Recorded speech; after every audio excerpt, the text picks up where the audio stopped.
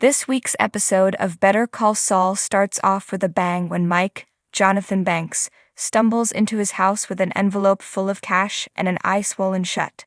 As he settles down onto his couch and ices his face, he pulls a very familiar boxing glove necklace out of his pocket.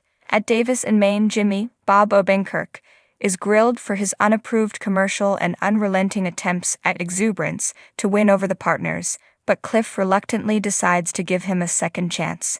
Jimmy hurriedly tries to contact Kim before the situation inevitably reaches her at 8 a.m., but he's too late.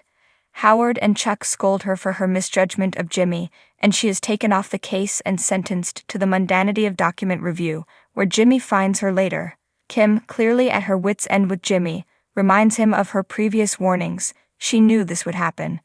Jimmy continues to apologize and tells her he'll go to Howard to make it right, but Kim threatens to end things with Jimmy if he does. Jimmy heads to Chuck's house in an attempt to salvage what's left of his relationship with Kim. Meanwhile, Nacho, Michael Mando, meets with Mike and explains to him that he needs Tuco Salamanca out of the picture. Tuco becomes erratic and unpredictable when he's using, and now that he's on crystal meth, Nacho fears what will happen if Tuco finds out about Nacho's side operation. Nacho asks Mike to kill Tuco for $50,000, and Mike considers it, but after some unsuccessful gun shopping and time to mull it over, he changes his mind. Jimmy finds Chuck in a state of mania and takes care of him, covering him in another one of his space blankets and getting him a glass of water. Chuck is surprised to find Jimmy still there when he wakes up the next morning. Jimmy attempts to sway Chuck into giving Kim her job back. He even offers to quit the law if Chuck just aids Kim. He begs Chuck to extort him. Extortime, Chuck. But it's no use. Chuck refuses to get down in the dirt with Jimmy and tells him he better get to work, because he's already going to be 20 minutes late. Our favorite drug kingpin Tuco Salamanca makes his return as the human lie detector, while Mike proceeds with his alternative plan to get him out of the picture, and anonymously calls 911 before heading into El Michoacano. Already aware of Tuco's weakness for his ride, Mike recklessly drives into the parking lot and scuffs Tuco's car. The fight is brewing before Mike even gets his tacos, and Tuco threatens him with his gun. Mike continues to play dumb and tells Tuco that the cash he has is from his Social Security check, and it's all he has left to last him until the end of the month, but Tuco doesn't care. As the police approach, Tuco tells Nacho to bounce, and Tuco is soon caught red-handed with his gun on the ground and Mike's wallet in his pocket, and he sinks one more punch into Mike's face for good measure. Later, Nacho pays Mike $25,000 and asks why he didn't just kill him, because there's no guarantee Tuco won't come looking for him when he gets out of jail. Mike quietly takes the money and leaves Nacho to contemplate the day's events in the empty warehouse.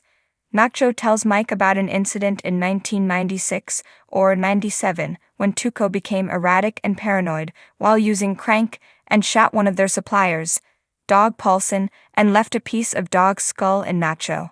Hank Schrader presents a profile on Tuco to his DEA team in Breaking Bad Season 2, Episode 2, Grilled, and references this incident, reputed to have whacked one Dog Paulson. Mike keeps Tuco's necklace as a souvenir, gloves off, right? After ensuring that he'll spend a good 5 or so years in jail. This blinged-out boxing glove necklace is donned by Tuco when we first meet him in Breaking Bad Season 1, Episode 6, Crazy Handful of Nothin'. We also learn here that Tuco's time in jail was spent with Skinny Pete, which later leads to Jesse and Walt's involvement with him. In a seedy hotel room, Mike examines several guns and reveals his military veteran status from a discreet salesman for killing Tuco. That discreet gun salesman is Lawson, who provides his services to Walt in Breaking Bad Season 4, Episode 2, 38 Snub, and again in Season 5, Episode 1, Live Free or Die. Tuco deals with a nervous young man wearing a Tampico furniture shirt and tries to read him for a long time before allowing him to leave. See you, Domingo.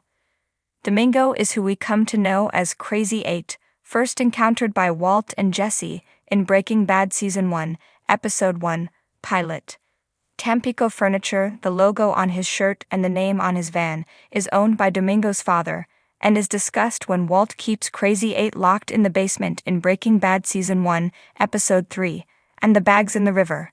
Walt also later discovers it is the brand of Walter Jr.'s crib. Tuco, by the way, is not so far off with his human lie detector intensity on Domingo. When we meet him, he's become a DEA informant.